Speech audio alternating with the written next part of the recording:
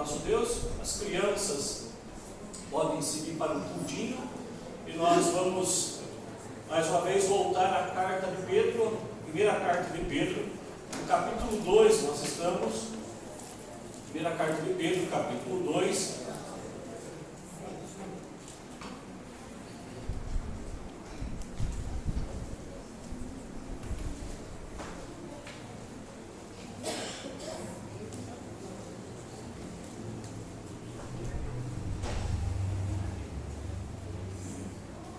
Primeira carta de Pedro, capítulo 2, faremos a leitura do verso 11 ao 17.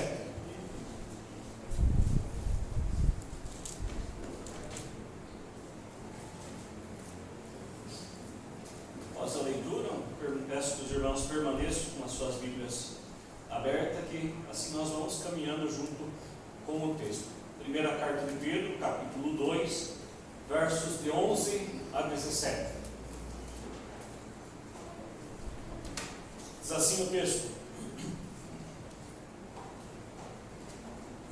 Amados, exorto-vos como peregrinos e forasteiros que sois, a vos absterdes das paixões carnais que fazem guerra contra a alma, mantendo exemplar o vosso procedimento no meio dos gentios, para que naquilo que falam contra vós outros, como malfeitores, observando-vos em vossas boas obras, glorifiquem a Deus no dia da visitação. Sujeitai-vos a toda instituição humana por causa do Senhor, quer seja o rei como soberano, quer as autoridades como enviadas por elas, tanto para o castigo dos malfeitores, como para louvor dos que praticam o bem. Porque assim é a vontade de Deus, que pela prática do bem façais emudecer a ignorância dos insensatos. Como livres que sois, não usando todavia a liberdade por pretexto de malícia, mas vivendo como servos de Deus, tratai todos com honra, amai os irmãos, temei a Deus, honrai o rei. No domingo passado, o pastor Marco deu início ao capítulo 11, capítulo 2, dando início no capítulo 2, hoje nós chegamos ao verso 11, e no capítulo 2, o pastor Marco nos trouxe, nos lembrou da nossa condição em Cristo, o que foi feito em nós a partir de Cristo. Fomos feitos raça eleita, sacerdócio real, uma nação santa, um povo de propriedade exclusiva do Senhor. Nós que não éramos povo, não tínhamos uma identidade propriamente dita em Deus, mas por meio de Cristo nós fomos feitos povo de Deus. Fomos caracterizados agora como povo, como uma nação santa, como um povo de propriedade exclusiva de Deus. E isso é bastante importante e interessante observarmos. Quando nós olhamos para a história do povo de Israel, no determinado momento em que eles são agora caracterizados como povo de Deus, como uma nação que foi separada por Deus, o Israel de Deus, lá no Antigo Testamento. Agora em Cristo nós somos o Israel de Deus, o povo separado de Deus, o povo caracterizado agora como nação santa, povo de propriedade exclusiva do Senhor. E após Pedro fazer confortar o coração dos seus leitores com essa afirmação tão preciosa, Pedro vai continuar a sua argumentação. E se nós observarmos o texto de Pedro como um todo, pegando a carta como um todo, nós vamos observar que desse momento em diante Pedro divide os seus ensinamentos em blocos. Basta dar uma rápida olhada no texto, você vai ver que o texto ali em diante eles são divididos em pequenos blocos que Pedro traz uma aplicação direta dessa realidade agora como povo de Deus, como essa nação santa de Deus vive nessa sociedade, vive, tá certo? Nós estamos falando naquele contexto que Pedro estava escrevendo, mas como que aquela nação santa, aquele povo separado vivia diante daquela sociedade. E nós lembramos, que Pedro estava falando para os cristãos da diáspora, Isso significa cristãos que foram dispersos, pessoas que foram dispersas por motivos religiosos e até mesmo políticos, que tiveram que sair das suas casas, sair da sua terra natal e foram parar em outras determinadas regiões diferentes, mas longe da sua casa, longe da sua pátria, né? Longe de seus familiares, mas eles foram assim dispersos por causa do Evangelho, por causa de Cristo, né? E Pedro conforta agora o coração dos seus leitores com essa realidade. Vocês não eram um povo, mas agora em Cristo vocês foram feitos povo de Deus. Vocês não eram uma nação, mas agora por meio de Cristo vocês são uma nação santa, um povo de propriedade exclusiva. Então é um conforto ao coração daqueles leitores. Talvez essa expressão para nós, ela não soe de forma tão clara, devido à nossa liberdade religiosa que nós temos, ou a aparente liberdade que nós temos. Isso talvez não soe de forma tão clara aos nossos ouvidos, mas para aquele povo que estava disperso, para aquele povo que era perseguido, isso tinha um grande peso, trazia grande consolo ao coração. A carta de Pedro se encontra no tema de conduta cristã apropriada em face da hostilidade anticristã, bem como a compensadora salvação que atingirá o seu estágio culminante no futuro com a volta triunfal de Jesus. Então a carta de Pedro, ela tem o seu centro nessa conduta apropriada do cristão em face à hostilidade que os cristãos enfrentavam. E quando nós fazemos um paralelo do que Pedro estava tratando para com aqueles cristãos, podemos pensar em um contexto totalmente diferente do contexto no qual nós vivemos na nossa sociedade pós-moderna, né? No século 21, vivemos em contexto totalmente diferente. Alguns dizem que quando veio essa palavra pós-moderno, foi a palavra que não disse porcaria nenhuma. Ou seja, não existe o que era moderno, foi transpassado, mas transpassado para quê? O que foi trazido de novo com essa pós-modernidade, né? Mas, ao mesmo tempo que temos uma liberdade gigantesca para com a palavra de Deus, podemos ter culto, sábado, domingo, dia da semana, temos uma liberdade gigantesca para com isso. Por outro lado, também somos cerceados no nosso direito de falar propriamente aquilo que nós pensamos. Então, quando nós olhamos para a carta de Pedro, nós olhamos para a realidade que a nossa sociedade vive, nós vemos que há bastante coisas que são, bastantes ensinamentos de Pedro que são extremamente pertinentes à nossa realidade, para a nossa conduta enquanto cristãos nessa sociedade que vivemos. E a partir do texto que nós lemos, eu quero fazer com os irmãos aqui 3 considerações. Primeiro, paixões que fazem guerra contra a alma. Texto, primeira carta, capítulo 2, verso 11, que nós lemos, que diz: Amados, exorto-vos como peregrinos e forasteiros que sois, a vos absterdes das paixões carnais que fazem guerra contra a alma. Peterson, quando traduziu esse texto, ele faz não propriamente uma tradução da Bíblia, mas faz uma paráfrase. Ele coloca de uma forma bem interessante. Ele diz: amigos, este mundo não é a casa de vocês, por isso não se sintam à vontade nele, nem deem espaço para o ego à custa da sua alma. Esse mundo não é a casa de vocês. Essa era a exortação que Pedro estava trazendo para aqueles cristãos. Exorto-vos como peregrinos e forasteiros que sois. Ou seja, sendo peregrinos, sendo forasteiros, eles não tinham status de cidadãos naquele local onde eles se encontravam. Em outras palavras, nós não temos status de cidadãos nesse mundo caído. E acho que uma das coisas mais difíceis para o homem é ele não ter o status de cidadão, ele não se identificar dentro de uma sociedade, dentro de um contexto. Isso é muito simples de observar, né? Basta você chegar num local onde está tendo uma reunião ou algo parecido e você se sente o estranho ali no meio, né? Todo mundo conversa, todo mundo bate papo e tal, e você tenta se interagir naquilo, mas você sente que você é um peixe fora d'água naquele contexto. Para aqueles cristãos daquela época, eles estavam dispersos da sua casa, da sua cidade, dos locais onde eles viviam, e eles agora não tinham status de cidadão aonde eles se encontravam. Ou seja, literalmente não era a casa deles, mas era onde eles precisavam habitar. Sendo peregrinos, estrangeiros não possuíam muitos direitos nos locais onde eles habitavam. Um peregrino era alguém que estava de passagem. O forasteiro era alguém que surgia na cidade, mas logo ia embora. Ou seja, eles não possuíam muitos direitos aonde eles estavam. Essa era a realidade daquele povo. Essa era a realidade daqueles irmãos.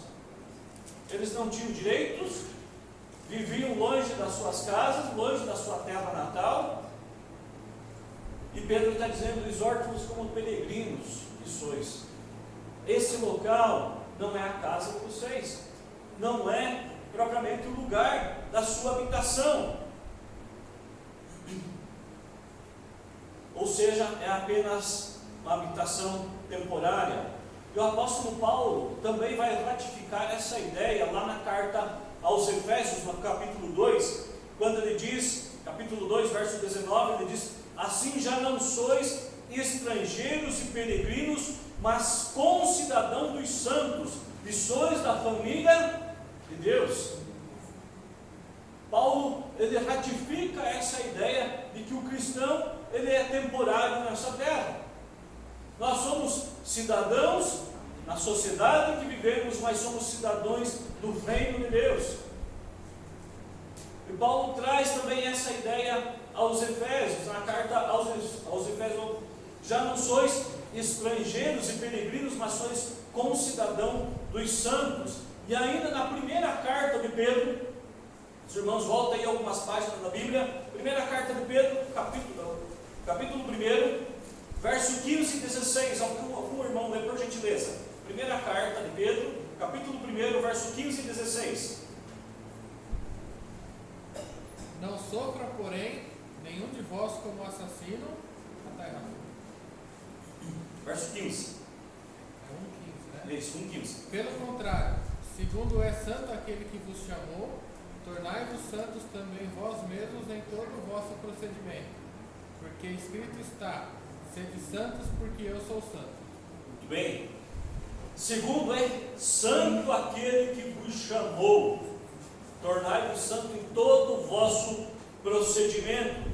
E Paulo fala na carta aos Efésios: mas concidadão dos santos, da família de Deus. Nós pertencemos à família de Deus. Somos passageiros temporários por esse mundo, mas é nesse mundo, nessa sociedade, onde nós glorificamos ao Senhor. É por meio da nossa vida, por meio das nossas atitudes, que nós glorificamos ao Senhor no meio dessa sociedade. A expressão que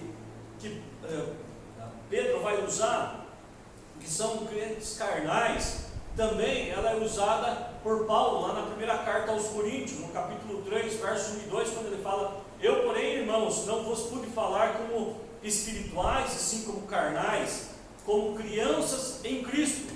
Leite vos dei de beber, não vos dei alimento sólido, porque ainda não podeis suportar, nem ainda agora podeis, porque ainda sois carnais. Tanto para Paulo quanto para Pedro, a ideia de carnais eram pessoas novas na fé, pessoas que ainda engatinhavam na vida cristã, que ainda estavam contaminadas com os pecados que cometeram antes da conversão, antes de vir para Cristo. Então era a necessidade desse amadurecimento agora, a partir desse momento que se identificaram como cidadãos do reino de Deus, como parte da família de Deus. Então havia essa necessidade desse amadurecimento, e nós também assim precisamos amadurecer.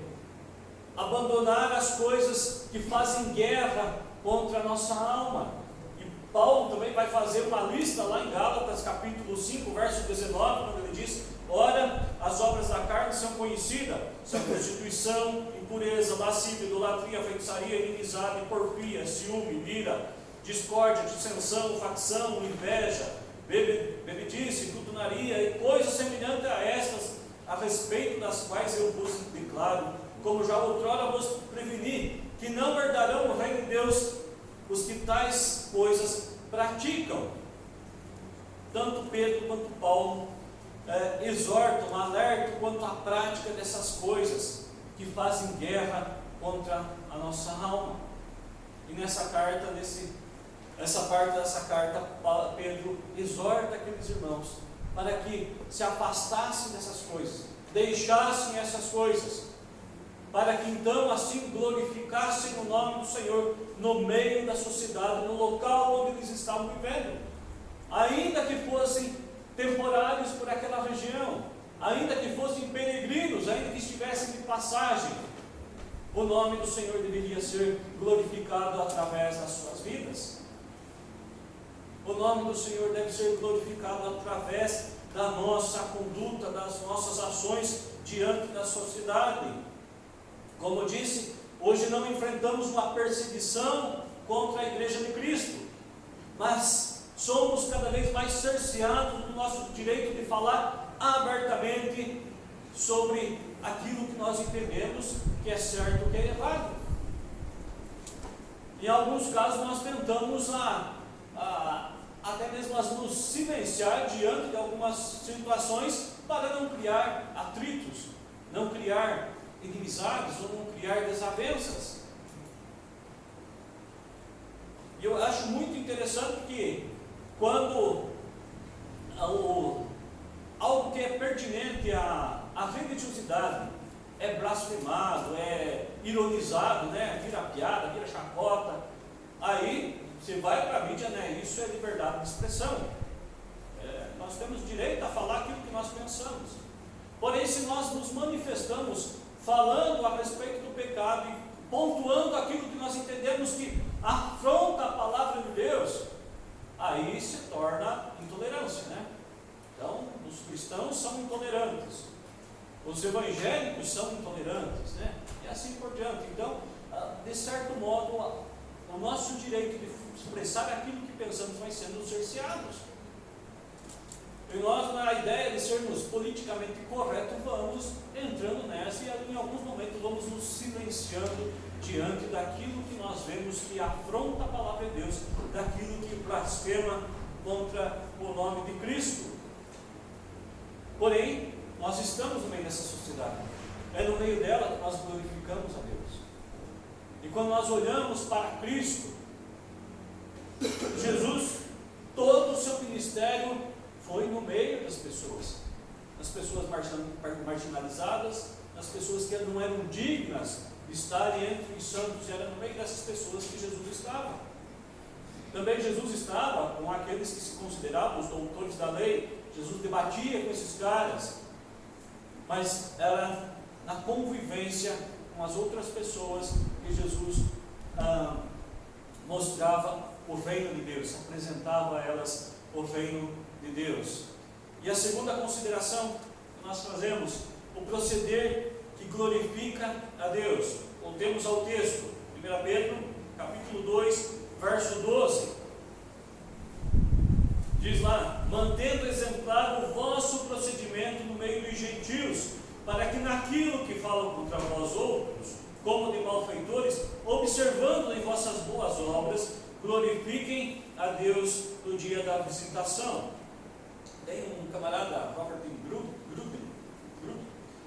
ele diz que nessa ocasião ainda, provavelmente a perseguição ela não tivesse totalmente um cunho religioso, mas fosse mais político. Por isso, mesmo que em meio a toda a perseguição que estava acontecendo, a exortação de Pedro para com seus leitores era para que continuassem honrando o rei, que continuassem mantendo o exemplar procedimento diante das leis impostas, diante das autoridades. E uma vida exemplar entre os descrentes, ela refuta o preconceito. As boas obras dos cidadãos podem ser vistas e examinadas, e quando isso acontece, o nome do Senhor é glorificado. As boas obras que nós podemos apresentar, ela refuta o preconceito contra o Evangelho. Por isso a necessidade sempre do nosso bom proceder diante da sociedade em que vivemos, diante das pessoas que são incrédulas.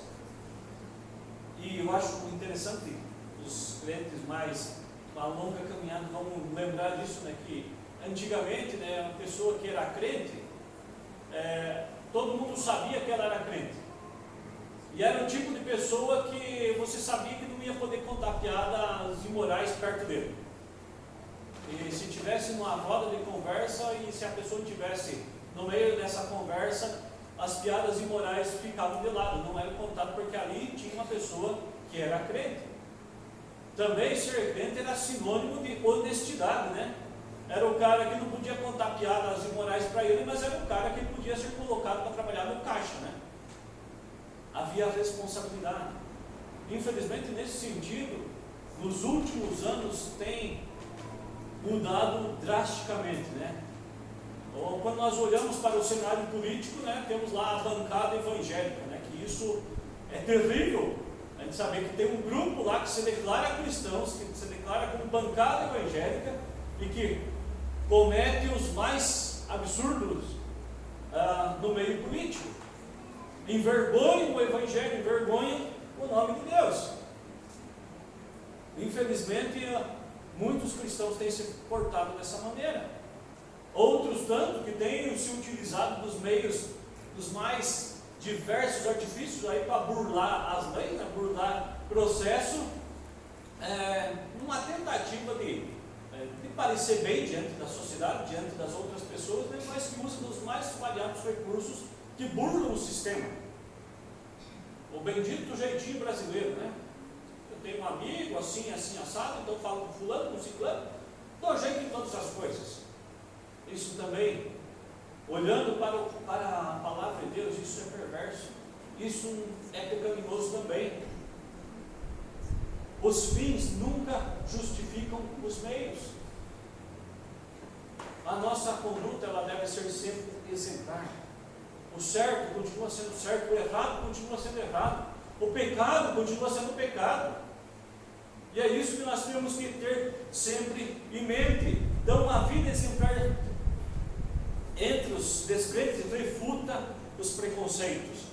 Mateus capítulo 5, verso 16 diz: assim brilhe também a vossa luz diante dos homens, para que vejam as vossas boas obras e glorifiquem a vosso Pai que está nos céus. A maior parte das acusações que aqueles cristãos da época de Pedro recebiam era de deslealdade ao imperador. A maior parte das acusações que vinham contra eles era de deslealdade. No entanto, Nero depois vai tacar fogo em Roma e vai acusar os cristãos que foram responsáveis por isso. Então, a maior parte dessas acusações tinha essa ideia de que eram desleais. E Pedro agora vem exortando, dizendo: honrem ao rei, mantenham um exemplar procedimento diante das autoridades. Os cristãos, eles são observados em todos os seus procedimentos, são cobrados por todo tipo de atitude errada que venha a cometer. Isso é fato, né? Quem já algum dia não foi apontado o dedo dizendo que você não é crente? Fulano não é crente? Isso é difícil de engolir quando somos afrontados dessa forma por causa de mau exemplo, mau procedimento por parte de alguns cristãos. Devemos diariamente estar atentos àquilo que acontece na nossa sociedade. John Wesley, fundador do movimento metodista, ele dizia que devemos estar todos os dias, a Bíblia numa mão e com o jornal do dia na outra. Nós temos que estar atentos a tudo aquilo que está acontecendo. E a palavra de Deus deve ser o nosso respaldo para tudo aquilo que nós temos vivido. O mundo ele é perverso. As artimanhas são gigantescas. Né? Esses tempos ainda eu li uma carta de uma pessoa que citava vários textos de Levíticos, né? Textos isolados, para tentar ridicularizar a posição dos cristãos contra o homossexualismo. Então, citava vários textos isolados numa tentativa de ridicularizar. Estudam os textos isolados numa tentativa de ridicularizar aquilo que pregamos, ridicularizar o Evangelho. Por isso, devemos sempre estar atentos a tudo aquilo que acontece à nossa volta. Sujeitai, verso 13 e 14, sujeitai-vos a toda instituição humana, por causa do Senhor, quer seja o rei como soberano, quer as autoridades como enviadas por ela, tanto para o castigo dos malfeitores, como para louvor dos que praticam o bem. Peterson também ele vai traduzir de uma forma bem interessante, ele diz: deixe o Senhor orgulhoso de vocês, sendo bons cidadãos, respeitando as autoridades, qualquer que seja o nível delas. Respeite as autoridades. E é interessante porque quem está falando isso é Pedro, e se a gente volta lá para Atos, quando eles são presos por causa de pregar o Evangelho, eles são ameaçados, lá em Atos capítulo 4, verso 19, que eles são ameaçados por causa de continuar pregando o Evangelho. Lá em Atos capítulo 4, verso 19, ele fala, diz o texto: mas Pedro e João lhes responderam: julgai se é justo diante de Deus ouvir-vos antes a vós outros do que a Deus. Quando se tratava da verdade do Evangelho, Pedro estava disposto a desafiar as autoridades. Mas no que era pertinente à conduta diante das outras pessoas, Pedro estava disposto assim a ser fiel às suas autoridades. Qual tem sido a nossa conduta diante da sociedade? Eu conheço um presbítero que ele mora num bairro que ele mesmo conta que era considerado o pior bairro da cidade. Violência, drogas, tudo que pudesse existir no bairro. No bairro que ele morava era considerado o pior bairro da cidade. E ele então começou a se mobilizar e convocar algumas pessoas desse próprio bairro, pessoas que de bem, e começou a fazer uma articulação então para que a realidade do bairro fosse mudada.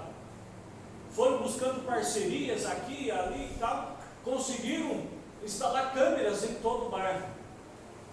E todo mundo tem acesso ao monitoramento do bairro 24 horas por dia. Recentemente eles foram chamados na Câmara de Vereadores, ele e mais umas duas pessoas lá que participaram desse movimento, homenageando eles, que hoje o bairro é totalmente diferente do que era há alguns anos atrás. Simplesmente pela atitude que ele tomou de não se conformar com a situação no qual eles viviam, e buscar meios para que aquela realidade fosse mudada.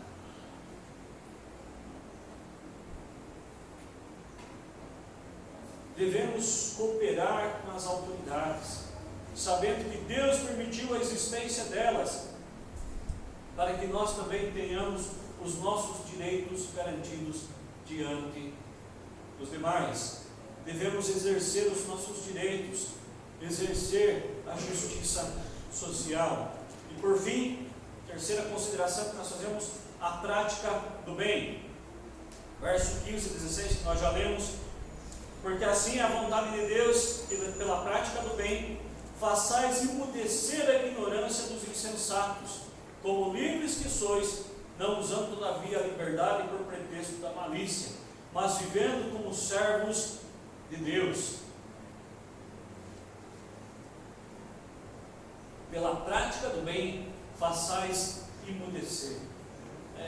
A ideia que Pedro traz aqui é literalmente calar a boca. Quando ele fala que façais imudecer, a ideia é literalmente isso, que cale a boca daqueles que falam contra. Talvez a gente olhando de fora, a gente não consiga mensurar tamanho problema que aqueles cristãos enfrentavam diante daquilo que eles estavam vivendo. Podemos ter algumas noções vagas, mas a exortação de Pedro, ele está dizendo, porque assim é a vontade de Deus, que pela prática do bem, façais calar a boca daqueles que falam contra o Senhor, que falam contra as vossas atitudes. A conduta cristã se comprovará como auto-evidente, sem necessidade de maior defesa, mostrando a ignorância daqueles que não reconhecem. A boa consciência diante de Deus refuta acusações falsas e testemunha do amor de Cristo. Aqueles irmãos enfrentavam inúmeras dificuldades. E é bastante interessante quando você olha para o texto, e Paulo também vai fazer uma exortação para a conduta, para que sejamos fiéis às autoridades, e Paulo lá coloca uma escala, os servos, ele vai descendo essa escala das autoridades que deveríamos seguir, obedecer. Pedro, ele cita apenas uma classe de pessoas, o que indica é que eram cristãos pobres, que viviam em grandes dificuldades,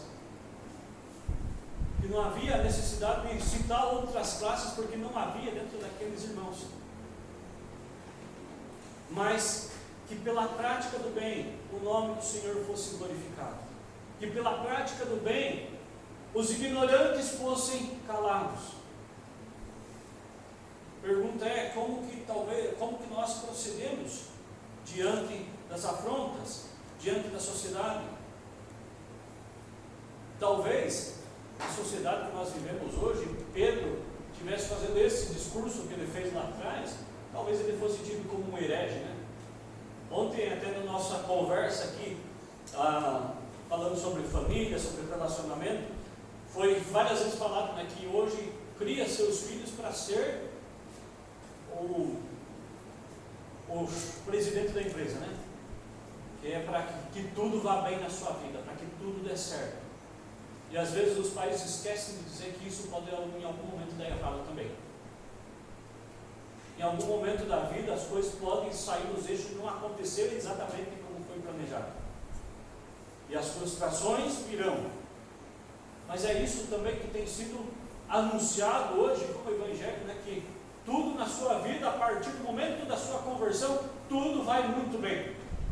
A sua vida vai prosperar, vai ir de vento em pouco para todas as coisas. Mas Pedro estava escrevendo para um grupo de crentes que estavam sofrendo. E a exortação de Pedro era que eles se mantivessem fiéis ao Senhor, e que eles se mantivessem fiéis às suas autoridades, mesmo que estivesse sofrendo, porque aquele lugar era temporário. A vida era temporária naquele local, assim como a nossa vida também é transitória. Essa não é a nossa casa. Nós somos por aqui peregrinos, somos cidadãos do reino de Deus, somos da família de Deus.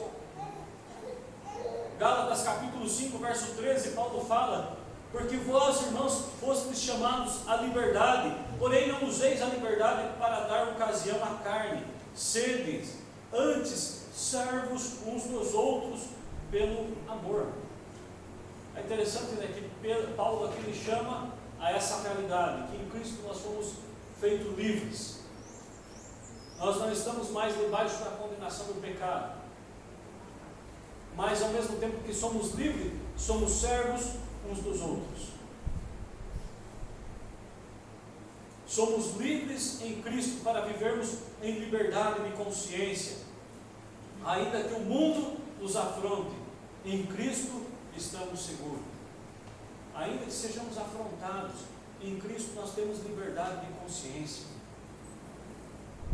Ainda que as nossas convicções sejam ridicularizadas diante de outras pessoas, em Cristo a nossa consciência está em paz.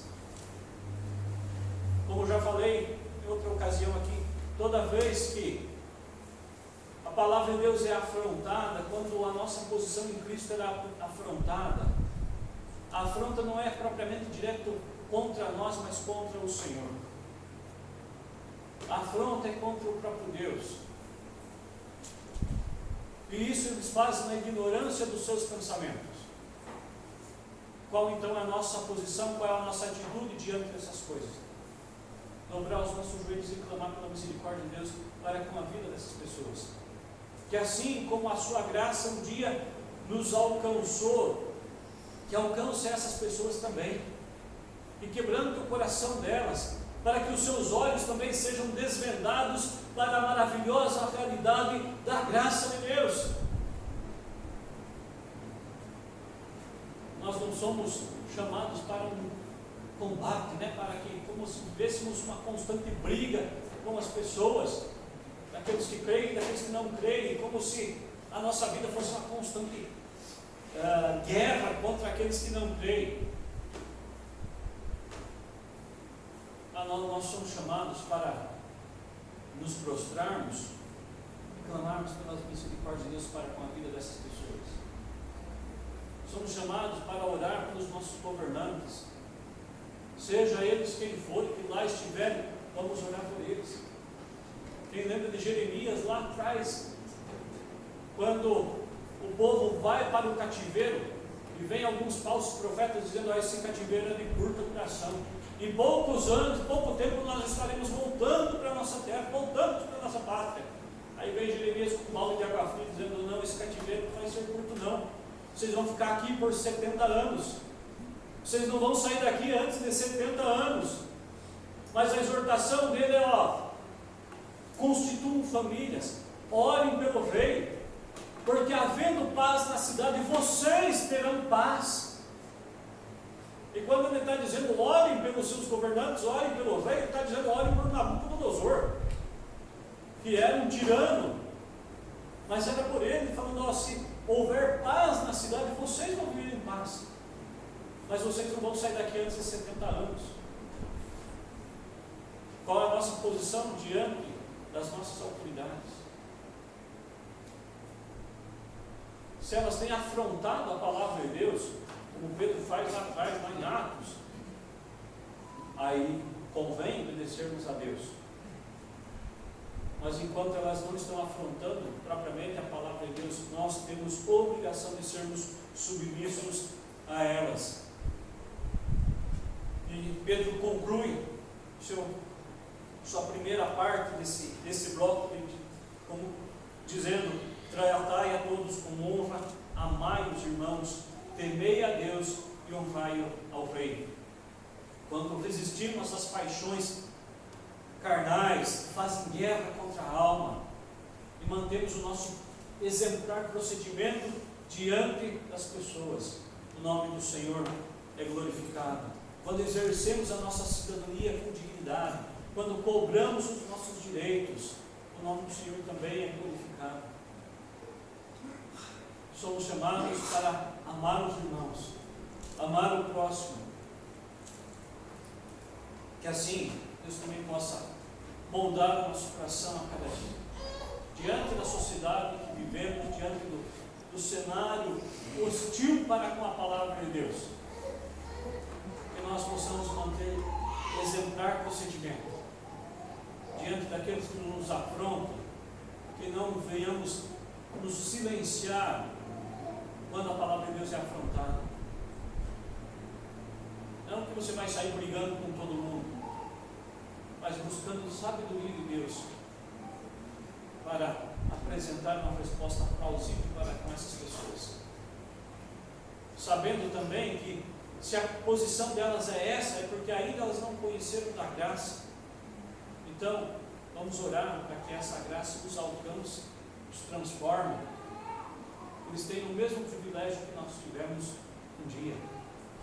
Dia 9 está chegando, é a oportunidade que você tem também para convidar várias pessoas, e talvez aquelas que talvez tenham sido até uma pedra no seu sapato, né? Aquela pessoa difícil de você engolir no trabalho, na escola, né? Aquele que você suporta, né? Talvez seja esse o momento de você convidar essa pessoa, orar por ela, para que Deus a quebrante, a molde, dizer para ela: eu queria te convidar para você estar conosco, para que você tenha a oportunidade de olhar do outro lado, de ver as coisas do outro lado da moeda, de você conhecer essa graça, conhecer esse amor.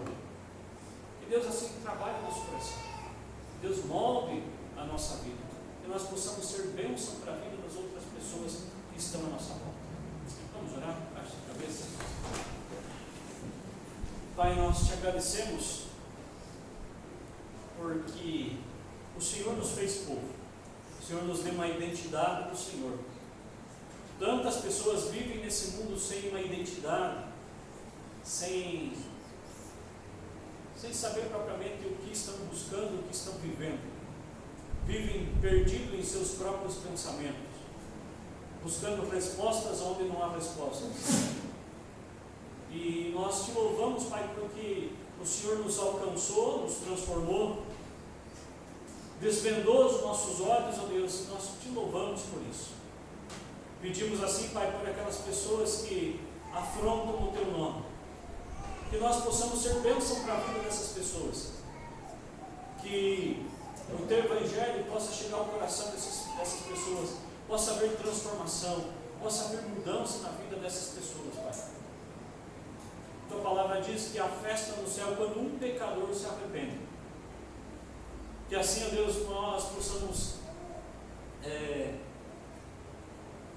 ver pessoas dia após dia se quebrantando ao Senhor, confessando os seus pecados ao Senhor e tendo suas vidas transformadas por essa maravilhosa graça, tendo essa identidade também como um povo de propriedade exclusiva do Senhor, tendo os seus pensamentos agora desvendados, claros como a luz do sol, Deus, não mais turvos pela ignorância do pecado, mas claros, ó Deus, pela Tua palavra, pelo Teu mover, pela Tua ação.